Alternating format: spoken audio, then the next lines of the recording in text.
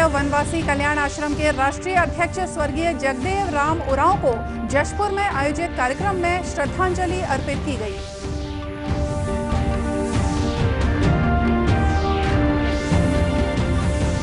और डाक विभाग ने रक्षाबंधन को खास बनाने और राखियों को सुरक्षित भेजने के लिए विशेष रूप से डिजाइनर राखी लिफाफे तैयार किए।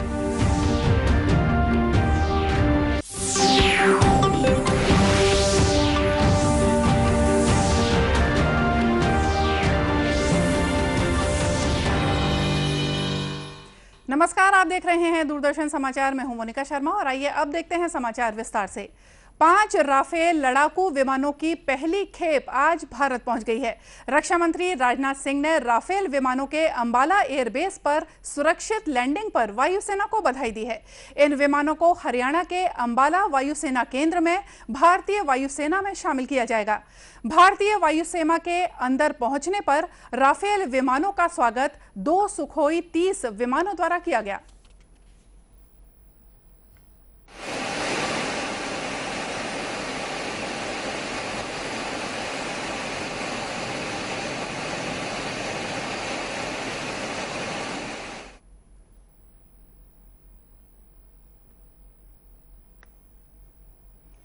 इस मौके पर वायुसेना अध्यक्ष air chief marshal Rakesh Kumar Singh Bhadauria भी मौजूद थे। फ्रांसीसी विमानन कंपनी डसाल्ट द्वारा निर्मित फाइटर जेट्स ने सोमवार को दक्षिणी फ्रांस के बोर्डो में मेरिग्नैंत एयरबेस से भारत के लिए उड़ान भरी थी। ये 5 विमान 2016 में भारत द्वारा 59,000 करोड़ रुपए के अंतर सरकारी सौदे में फ्रांस से खरीदे गए 36 विमानों का हिस्सा हैं। इन विमानों ने बीच में ईंधन भरने के लिए केवल एक स्थान पर संयुक्त अरब अमारात से स्थित फ्रांसीसी वायु केंद्र पर रुककर फ्रांस से भारत की लगभग 7,000 किलोमीटर की दूरी तय की है। छत्तीसगढ़ में कोरोना संक्रमित मरीजों की संख्या 8,000 के पार हो गई है। प्रदेश में मंगलवार को 306 कोरोना पॉजिटिव नए मरीजों की पहचान की गई है। इनमें रायपुर जिले से 158, दुर्ग और राजनांदगांव से 20-20, बिलासपुर और बस्तर से 18-18, नारायणपुर से 11, रायगढ़ और बलौदाबाजार से 8-8 मरीज शामिल हैं। इसी तरह सरगुजा और गरियाबंद से 6-6, कबीरधाम से 5, कोरबा और मुंगेली से 4-4, कोरिया, बलरामपुर, जशपुर, महासमुंद और दंतेवाड़ा से 3-3, कांकेर से 2, जांजगीर चांपा से 1 मरीज मिला है। इन्हें मिलाकर प्रदेश में कोरोना संक्रमित मरीजों की संख्या बढ़कर 8,236 हो गई है। इनमें से 2,801 सक्रिय मरीजों का इलाज विभिन्न अस्पतालों में चल रहा है।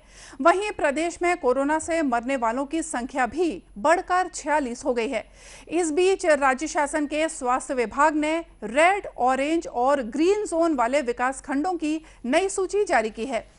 इनके अनुसार प्रदेश के 127 विकास खंडों को रेड जोन और 28 विकास खंडों और शहरी क्षेत्रों को ऑरेंज जोन में रखा गया है, जबकि बाकी विकास खंड ग्रीन जोन में शामिल हैं। केंद्रीय स्वास्थ्य मंत्रालय के दिशा निर्देशों के मुताबिक प्रदेश के सभी विकास खंडों और शहरी क्षेत्रों में कोरोना संक्रमण के सक्रिय मामलों की संख्या, इनके दुगने होने की दर और प्रति 1 लाख जनसंख्या पर सैंपल जांच की ताजा स्थिति के आधार पर उन्हें रेड, ऑरेंज और ग्रीन जोन में बांटा गया है।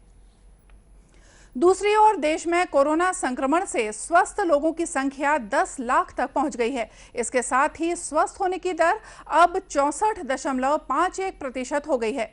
कोरोना से मृत्यु दर भी घटकर 2.23% रह गई है। प्रदेश में कोरोना संक्रमण के बढ़ते हुए मामलों को देखते हुए अलग अलग जिलों के कंटेनमेंट क्षेत्रों में लॉकडाउन की अवधि 6 अगस्त तक बढ़ा दी गई है। इस दौरान आवश्यक सेवाओं को छोड़कर अन्य गतिविधियों को प्रतिबंधित किया गया है। रक्षाबंधन और ईद उल जुहा के त्योहार को ध्यान में रखते हुए प्रशासन द्वारा राशन दुकानों को भी कुछ निर्धारित समय के लिए खोलने की अनुमति दी गई है।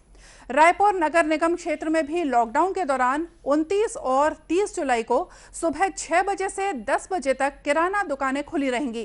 किराना दुकानों में राखी और त्योहार से संबंधित सामग्री की बिक्री भी की जा सकेगी। वहीं सरगुजा जिला मुख्यालय अंबिकापुर में भी लॉकडाउन की अवधि 6 अगस्त तक बढ़ा दी गई है। सरगुजा कलेक्टर संजीव कुमार झा ने बताया कि मास्क और सोशल डिस्टेंसिंग का अनिवार्य रूप से पालन करने की शर्त पर खाद्य पदार्थ और किराना सामान की बिक्री और परिवहन के लिए 29 और 30 जुलाई को सुबह 6 बजे से 10 बजे तक बिक्री और परिवहन की अनुमति दी गई है।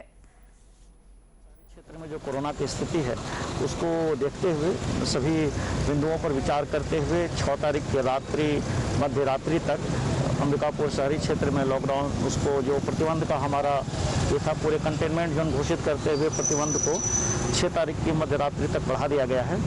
हालांकि इसमें थोड़े से रिलैक्सेशन 29 और 30 को दिए गए हैं। सुबह 6 से 10 के बीच 29 तारीख को और 30 तारीख को जो पहले में जो निर्देश थे, जो पहले जो रिलैक्सेशन थे, उसमें थोड़ा सा और अतिरिक्त रियायत देते हुए 2 दिन 6 बजे से 10 बजे तक 29 और 30 को किराना की दुकानें भी खुलेंगी और जो राखी का त्यौहार आ रहा है तो उसमें जो राखी विक्रेता है इन दुकानों अपने राखी की बिक्री कर सकते हैं।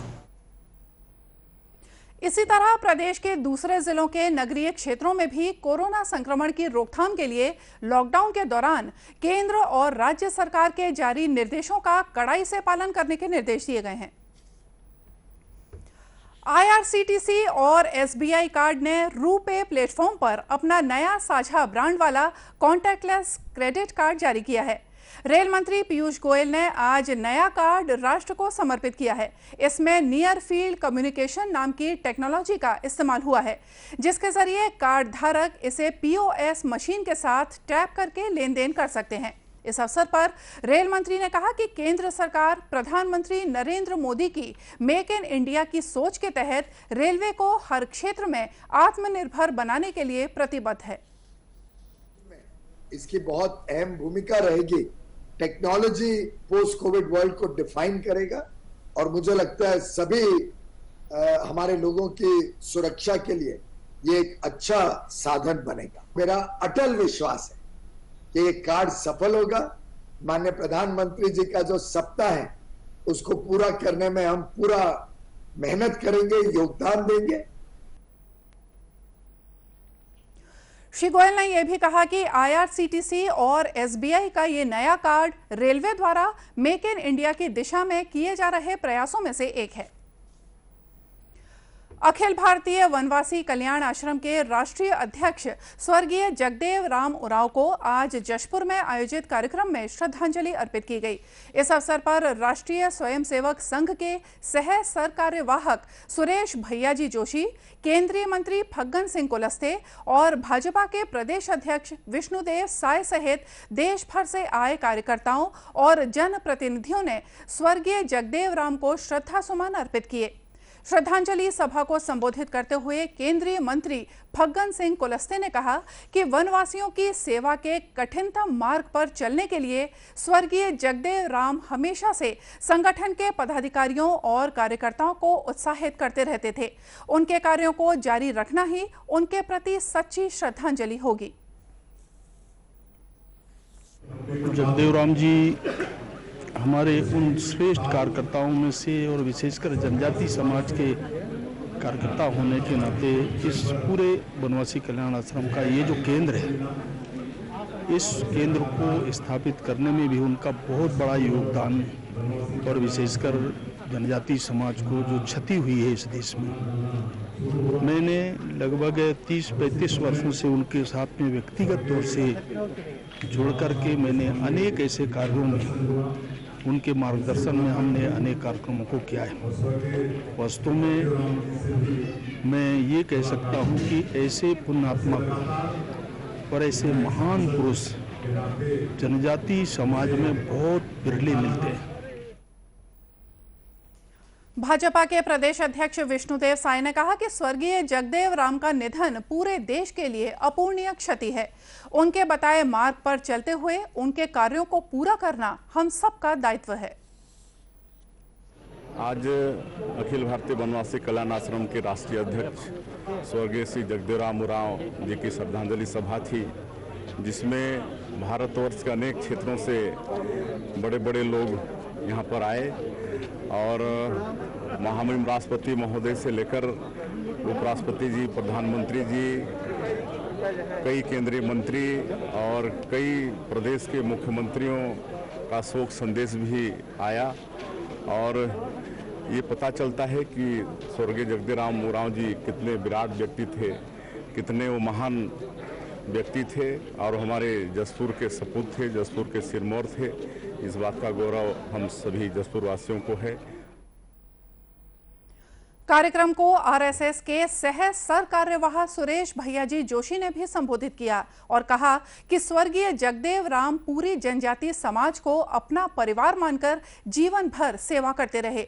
उनमें नेतृत्व करने के सभी गुण मौजूद थे। एशिया की सबसे बड़ी कोयला खदान SECL गेवरा में जर्मनी से देश की पहली इलेक्ट्रिक हाइड्रोलिक शॉवेल मशीन लाई गई है। 16 क्यूबिक मीटर क्षमता वाली इस मशीन के लाए जाने के बाद कोयला उत्पादन के क्षेत्र में काफी तेजी आने की संभावना है।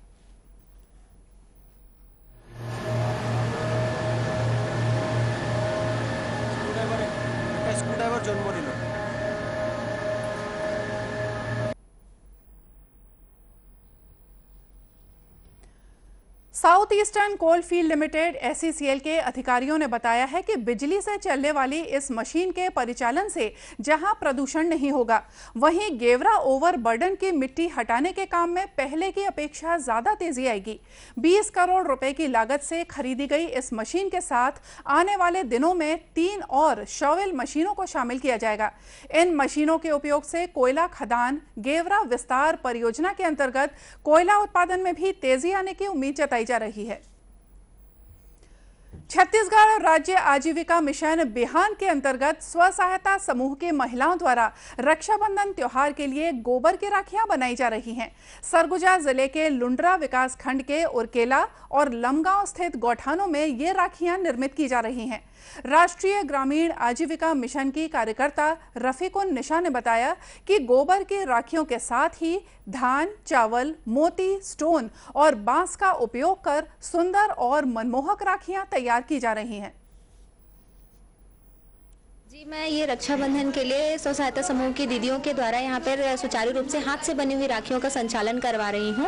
और यहाँ पर मैंने चूँकि क्या है जो रॉ मटेरियल है वो हमें मिल नहीं पा रहा है, जिसकी वजह से मैं यहाँ पर हाथ से बनी हुई राखियाँ जैसे कि गोबर, धान और चावल और बांस से बनी हुई राखियाँ और कुछ कुरूसियाँ ऊन की बनी हुई राखियों का मैं बेहतर तरीके से यहाँ पर संचालन करवा पा रही हूँ, जिससे यहाँ पर स्व सहायता समूह की दीदियों को हमें एक तरीके से इकोनॉमिकली इनको फाइनेंशियली हेल्प मिल जाएगी इस लॉकडाउन की परिस्थिति में, और जिससे जो हमारी राखियों की कमी थी मार्केट में वो भी पूरी हो रही है।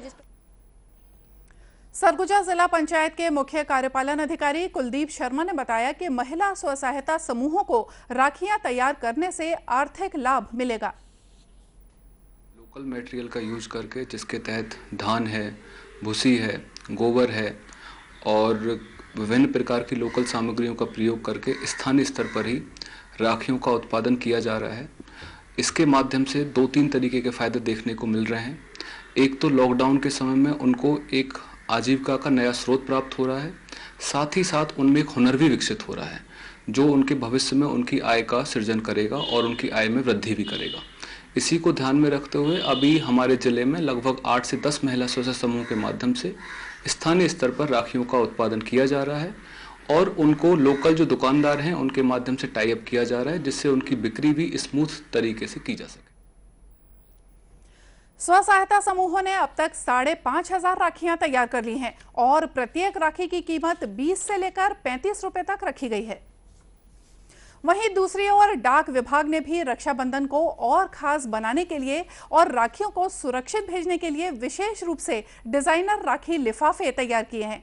डाक विभाग ने बहनों द्वारा भेजी जाने वाली राखियों को उनके भाइयों तक सुरक्षित पहुंचाने के लिए खास तैयारी की है। डाकघरों द्वारा निर्मित डिजाइनर राखी लिफाफों की बिक्री भी शुरू कर दी गई है। डाकघर दुर्ग संभाग के प्रवर अधीक्षक BL जांगड़े ने बताया कि विशेष राखी लिफाफे प्लास्टिक से वाटरप्रूफ हैं। जैसे कि हम लोगों को मालूम है कि कोरोना के कारण से अभी लॉकडाउन चल रहा है, इसमें लोगों को आवागमन में काफ़ी परेशानी है। बसें, ट्रेनें, फ्लाइट्स नहीं चल रही है, तो इस अवसर पर भारतीय डाक विभाग ने स्पेशल राखी लिफाफा का इंतजाम किया है यह राखी लिफाफा बहुत मजबूत है, वाटरप्रूफ भी है और रंग बिरंगा भी है। पिछले साल करीब 5000 राखी लिफाफा बिके थे, उसकी तुलना में इस साल अभी तक 10,000 लिफाफे बिक चुके हैं और अभी भी हमारे जो संभाग के 82 डाकघर हैं वहाँ पर भीड़ देखी जा रही है और ये राखी स्पीड पोस्ट के माध्यम से गंतव्य को भेजे जा रहे हैं। श्री जांगड़े ने यह भी बताया कि कोरोना संक्रमण को देखते हुए राखी लिफाफों को सैनिटाइज भी किया जा रहा है। डाक को सैनिटाइज करने की व्यवस्था सभी डाकघरों में है।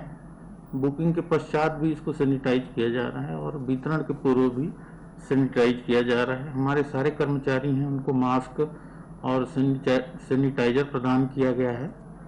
इन केस किसी डाकघर में यदि राखी लिफाफा समाप्त हो जाता है तो उसके लिए हमने बैकअप प्लान के तौर पे एक अलग से लिफाफा भी ये हमने विभागीय लिफाफा बना के रखा है ताकि किसी को कोई परेशानी न होने पाए। आपको बता दें कि इन सुंदर राखी लिफाफों की बिक्री के लिए डाकघरों में अलग से काउंटर भी बनाए गए हैं। और इसी के साथ ये समाचार बुलेटिन यही समाप्त हुआ। नमस्कार।